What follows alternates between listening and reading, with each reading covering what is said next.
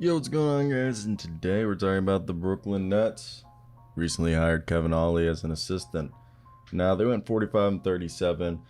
Even though they traded away Kevin Durant and Kyrie, I still think the way the season ended, I mean, they wanted a championship, but like that didn't happen. But it still ended in somewhat with like hope for a future if you're a Nets fan. They went 45 and 37. They have the 21st and the 22nd pick in the first round and the 51st pick in the second round. Seth Curry, Watanabe are unrestricted free agents. I don't expect them back as much as I love Watanabe. He's probably going to get poached by another team. David Duke Jr., Drew Smith, and Cameron Johnson are all restricted free agents. I expect them to be back. And then the guys under contract for next season currently are Ben Simmons, Mikal Bridges. I also expect Ben Simmons, if the back gets fixed. I've talked about it with Brook Lopez. I've talked about it with Dwight Howard. People who had terrible back issues and then finally got them fixed, and they finally looked like by themselves. Look at Brook Lopez. Got his back fixed, missed almost all of last year, comes back this year, and looks like he's gonna be like, he looked like he was gonna be Defensive Player of the Year. Didn't win it, but hopefully the same thing happens to Ben Simmons. Mikal Bridges, Spencer Dinwiddie, Joe Harris, Dorian Finney-Smith, Nicholas Claxton, Royce O'Neal, Patty Mills, Cam Thompson, Edmund Summer, Duron Sharp are all guys as under contract, and Raekwon Gray is also a restricted free agent. So let's get right into this video and talk about what's going to happen this offseason, from what the roster looks like currently to what they could do with their financial situation. What are their priorities besides getting Ben Simmons healthy and re-signing Cam Johnson, and who's going to get extended, who they could draft. I honestly think they should draft back-to-back Dariq Whitehead and Colby Jones. Dariq Whitehead is coming off an injury, but he's a high risk, not high risk, high reward, kind of a low risk, because even if he doesn't work out, he can be a good rotational role player. If he does work out, he could be a really good two-way wing. Then Colby Jones is like a Josh Hart who can start right now while Dariq figures it out. All right, so this is a team right here where you look at it, they moved on from Durant. And this team, after they moved on from Durant, they went 13 and 15, 4 and 7 in clutch time games. They were outscored by 34 points in the clutch, second worst in the league, and they were swept in the first round.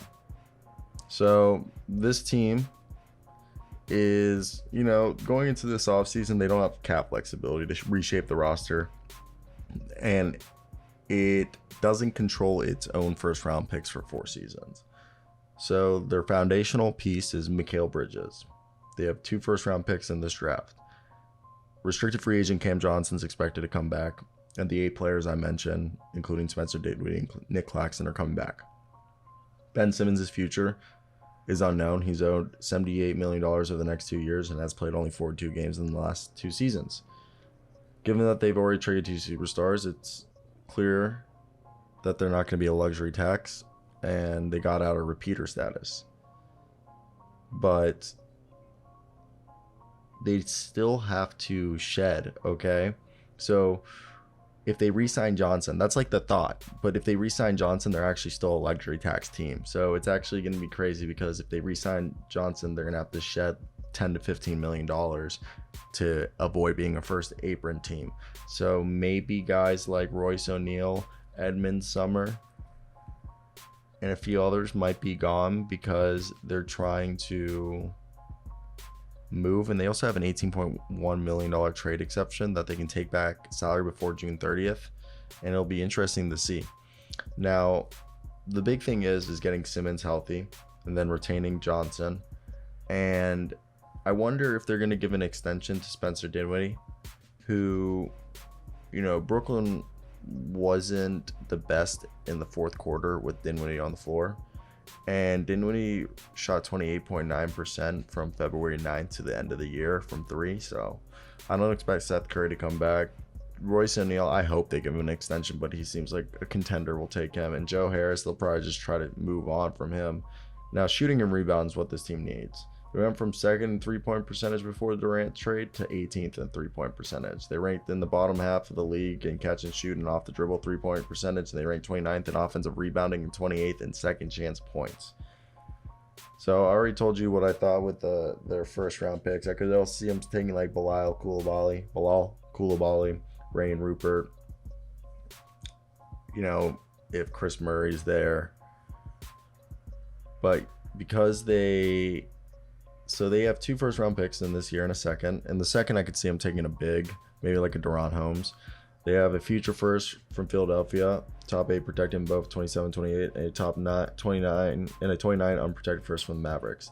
They have the right to swap first with Phoenix or Philadelphia in 28, and they don't have control over their own first for the next 4 years, as they still have the Rockets picks.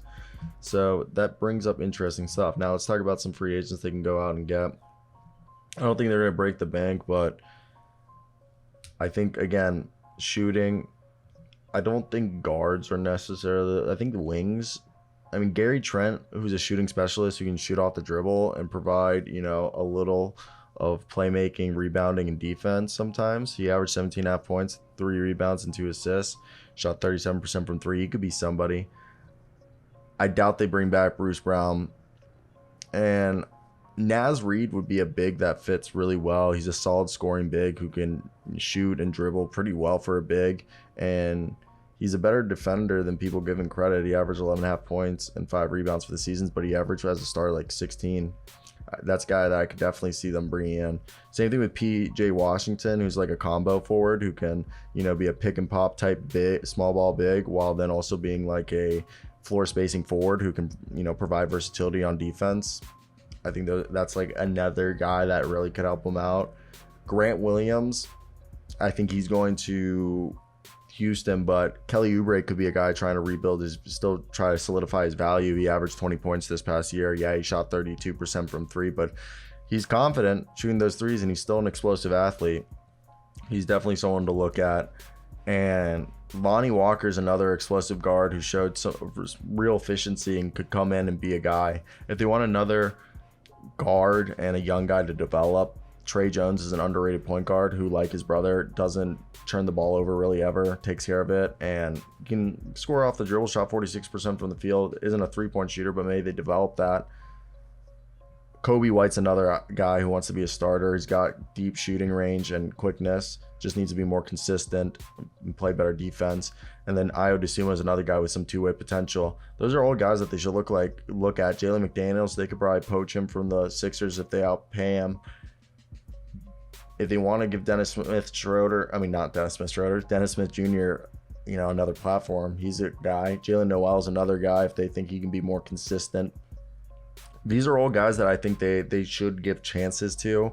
That I don't think they're better than the, you know, Yunawan and Abe and Seth Curry. I think arguably may some be better than Patty Mills. I don't even know what Patty Mills provides you anymore. But definitely would like to hear your guys' thoughts. Was there anything else you guys would have wanted to hear? Maybe anything that I might have missed? But that's going to be the video for today, guys. I hope you guys did enjoy. Like, comment, subscribe. And yeah, I think that's basically it for me. I don't even know what we could talk about. So bye, everybody.